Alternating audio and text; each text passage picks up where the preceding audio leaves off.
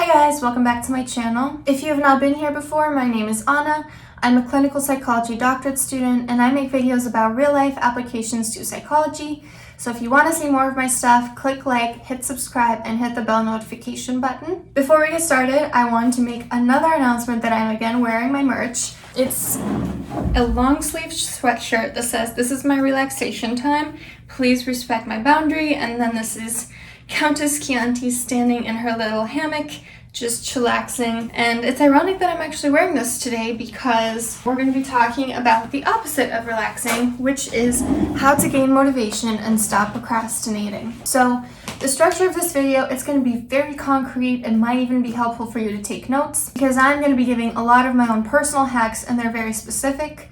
And so I'm going to first address the issue of physical lack of energy, then some very behavioral interventions, and then finally some cognitive interventions and a tough love pep talk at the end. Also, little disclaimer, this video is not for those who are already pushing themselves to the limit, doing the most. This is for people who need some more structure, need some motivation, some discipline, some tips on self-control, completely different instructions if you're already doing too much and you want to take on even more onto your workload. To avoid burnout, these tips might not make things worse, but they might not be what you need to make things better either. You can still watch the video, it could still help you, be more efficient in the way that you work, but if you are here because you already have motivation but you just need more and more and more, that might require a different set of instructions. So before we get into the mental work, let's address if you're unmotivated out of lack of physical energy. Because I realize that I'm in a position of great privilege because I'm naturally someone that's kind of like a little engine whirring. Like I just wake up in the morning and I'm just ready to go, ready to do things, and I realize not everyone is like that. So one thing I recommend to have a better energy level is to practice sleep hygiene, to go to sleep early, to wake up relatively early, and to sleep enough hours essentially. So sleep hygiene can be things like drinking tea before sleep, turning off all electronics a couple hours before you go to bed, take melatonin or NyQuil if necessary, listen to sleep music or a meditation app before you go to bed, only use your bed for sleeping. These are very basic sleep hygiene instructions so that you can actually go to sleep when you intend to go to sleep. And get, I think the average is at least 8 hours of sleep. The good range is 7 to 9, but obviously if you can maximize it closer to 9, that's best. I know for me personally, I never feel completely rested in the morning unless I sleep almost 9 hours. But one thing I do want to flag is you can sleep too much as well. So if you sleep over 9 hours chronically, and you're not just making up for past nights when you didn't sleep, that could make you more fatigued during the day. There is such a thing as sleeping too much. And I also definitely recommend setting an alarm in the morning. I tend to wake up too early, like way too early. Sometimes I wake up at 5 and can't go back to sleep. But for you, it might be more reasonable to set it somewhere between 7 and 9. It really depends on your schedule. Also, drink some caffeine in the morning. I'm a very over-caffeinated person. Obviously, don't go overboard, but if it helps you with energy, do it. Also, start your day with a workout, something that won't exhaust you, but will energize you. So, for example, a 15-minute HIIT workout, high-intensity interval training, or a 20 to 30-minute strength workout, something that's not, super cardio. And I get that HIIT is kind of intense, but it's very short term and it has breaks. And afterwards you just feel so refreshed, especially if you then follow it up with a quick shower. Keyword quick, we're not talking long baths here. Also, it's really important to eat nutritious food and enough of it. Obviously, make sure you're getting enough protein, even if you're on a plant-based diet, and make sure you're not deficient in any vitamins. So see if you're not deficient in vitamin D, vitamin B12. I personally have to take vitamin D just because I really avoid the sun just for my skin, for my health, and it's not something that you really get too much from food. Also, B12 is important if you are on a plant-based diet, but obviously speak to your doctor about your personal needs. Don't just go take random vitamins. I am not suggesting that. But that's the thing. If you still have low energy after you've tried to implement all these different lifestyle changes, it might be time to talk to a doctor, see if there's any genetic or organic reason for your lack of energy and address that.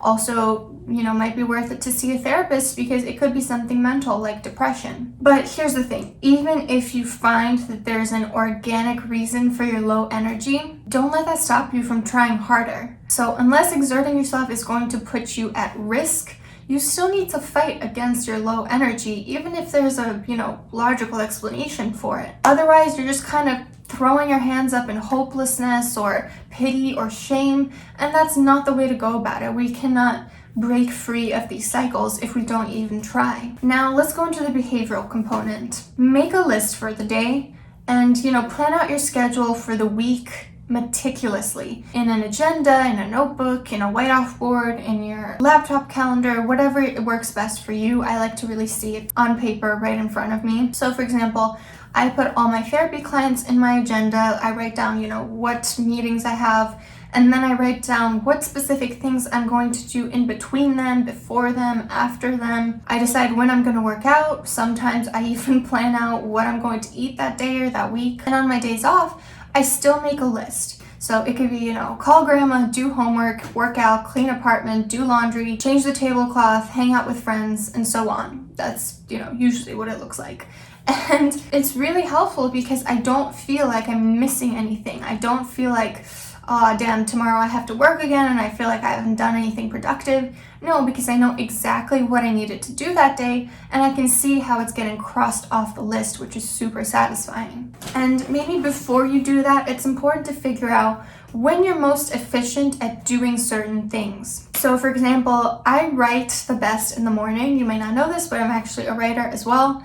And, when I'm having my coffee, when I have nothing else, before even breakfast, that's when I write the most eloquently. I also prefer to work out as early as possible in the day, but I usually wait till after lunch because it gives me a little boost of energy and the sun isn't coming in directly through the window, but not past 1 to 2 p.m. if possible because my energy level is just lower at that point. I also know that I have zero intention of doing anything productive after dinner time. It's just not going to happen. My relaxation time, like the shirt says, is very sacred to me. My self-care is non-negotiable. Unless I have like a huge exam coming up, then I might study during that time. But 99% of the time, I do not do anything during my free time. I refuse to, study, do progress notes, work out after dinner. It's just not going to happen. So that's the thing, you have to have your work time and you have to have your playtime. And I'll talk a little bit more about this. Another behavioral intervention that I have is write down your personal mission and 3 ways to implement it every day.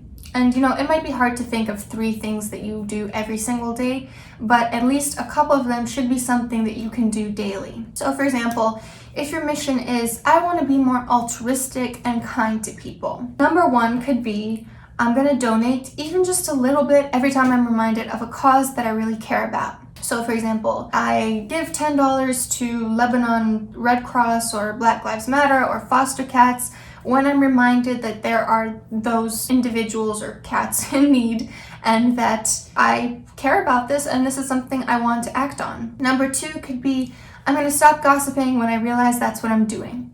Number 3 could be, I do at least 1 nice thing per day for someone, like saying, have a nice day to someone in the elevator, giving a homeless person a bottle of juice, and so on. Let's give a different example. Let's say that your personal mission is, I want to be more motivated. So number 1 could be, I'm going to wake up before 9 a.m. every day. I'm going to cross everything off my checklist for the day. I'm going to work out for at least 30 minutes, at least 3 times a week. But obviously tailor this to yourself, tailor this to your mission and what's realistic to you. Another really important intervention, I use it a lot with my clients as well, is behavioral activation, which is essentially something that helps a lot with depression. It helps you to just start doing things that make you feel good. And it's kind of like getting into the habit of doing things instead of just wallowing. And specifically doing things that make you feel competent, good, and happy. So for example, what makes me feel competent is, making these YouTube videos. What makes me happy is playing Scrabble. And what makes me feel good is pushing myself in a new fun workout. And the key is don't even think about doing it, just do it.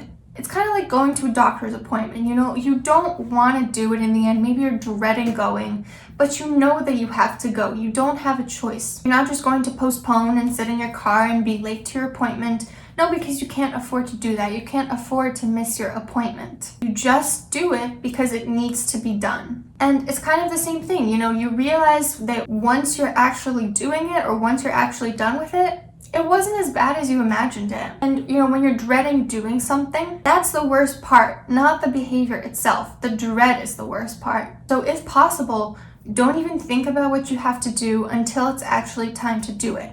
And when it is time to do it, when that timer goes off or whatever it may be, get up and do it without giving it a second thought. Another tip that I have is when something is hard or gives you pain, keep going at it no matter how long it takes to get it right. So, for example, figuring out a new job's responsibilities. I spent about a whole week just trying to figure out my new job's progress note system.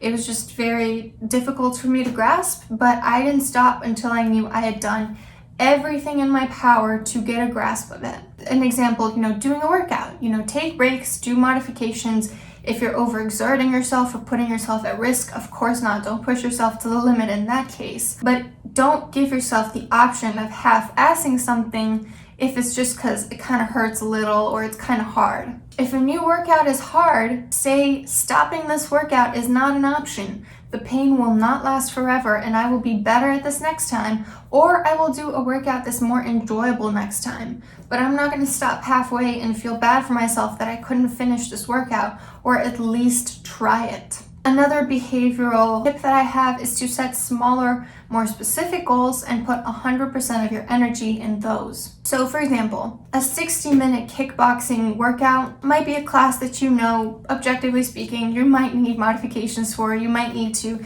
slow down when they're not slowing down. You might need to cut it short. But a 30-minute class that you can give your all, it's much more worth doing so that you can actually give 100% of your effort to that smaller goal. Another example is, writing down every single little thing that you have to do so that you don't feel like you're forgetting something or like you're overwhelmed or like you're not getting anything done. Because you see it right there and you see I have all these little things to do. It's a teensy thing, call my client and confirm the appointment. I can just cross it off. It's a very simple thing to do. And then you feel so satisfied when you do cross it off your list. And, at the end of the day, you think, damn, I did so much today. And even if there were really little things, it takes a lot of energy to do all these separate things. So you should still feel proud of yourself. So I actually just got this CBT worksheet booklet and I found a page that was talking about increasing motivation. And one of the tips was to sign a contract. I'm a little bit ambivalent about this one. So, for example, you can sign a contract that says, I'm going to apply to 5 jobs today.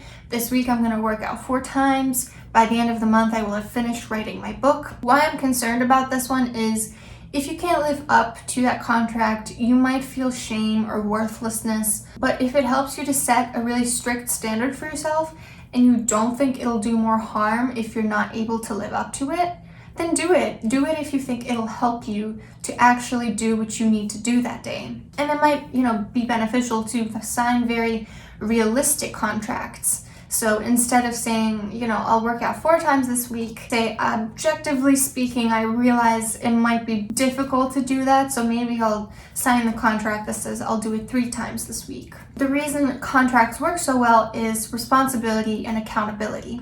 And along the same lines, telling other people about your goals is something else that really increases accountability. So for example, I know that Blogilates, she's a YouTuber, shared with the world that she was going on a weight loss journey when she decided to. I have very mixed feelings about that specific situation, but the point is, don't just wait to surprise people with what you accomplish. Tell them what goals you're setting for yourself so that you'll feel motivated to go through with them. Because if no one knows about your goals, you're gonna feel like, I don't know if I want to work out today. It's not like anyone's gonna notice that I didn't lose weight how fast I wanted to. Another tip is to reward yourself for acting in very motivated ways and for achieving your goals. So this is essentially positive reinforcement. You do something good, you give yourself a positive little treat for it, and you're more likely to do that good thing again in the future. So for example, letting yourself watch a nice movie at the end of a long day, having a candlelit bath and a face mask, having your favorite meal, hanging out with friends, putting all your work stuff away on days when you're not working because you worked really hard on the days when you were working. So this is a big one for me. I give 100% of my effort into the things I need to do, but I also take my leisure and relaxation and self-care time very seriously. So it's kind of like work hard, play hard. I refuse to encroach on my self-care boundaries, and it motivates me to get everything done during the time that's dedicated to work. Another tip is to track your progress. So for example, keep a daily activity diary that shows how many times you worked out or how efficient you were finishing projects, or how many times you did whatever your goal was, whatever you needed to do, like, making home-cooked meals instead of ordering in. And doing so not only allows you to see where you have some room for improvement, but also what's been working for you, and it's positive reinforcement to see your progress and feel good about it. Now let's talk about the more mental, cognitive component of motivation. So we talked about the don't think about it, just do it mindset when discussing behavioral activation, and I think that is very important. Don't think about it, don't dread the activity, just get up and do it. Also, getting addicted to becoming a better, stronger, more efficient version of yourself. So, for example, ever since I got the Apple Watch, I have kind of become addicted to sleeping enough because it shows you how much time you sleep and where you are in terms of your sleep goals for a 3-day period as well as for longer periods. So I really want to make sure that, if I sleep like 8 hours one night, that the next night I can sleep 8 hours, 30 minutes, and so on. So it's kind of like getting in the cycle of you're motivated by your progress and you just want to do better and better and better. Another example is, I started doing more research for these YouTube videos, and now, the bar is higher. Now I'm not going to lower it. I'm not going to settle for putting in less effort into these videos. In terms of, physically working out, instead of focusing so much on calories, because I don't think that's really healthy, I think, focusing on being a stronger, higher endurance, more balanced, more flexible, higher overall heart rate when working out, rather than just, how long am I doing this for or how many calories am I burning? So instead of a vicious cycle, fall into this positive cycle in which your past achievements motivate your future achievements. Another cognitive tip is mindfulness. When you're doing something, focus on that one thing at a time. Don't be thinking about the future or the past. Really be living in the moment.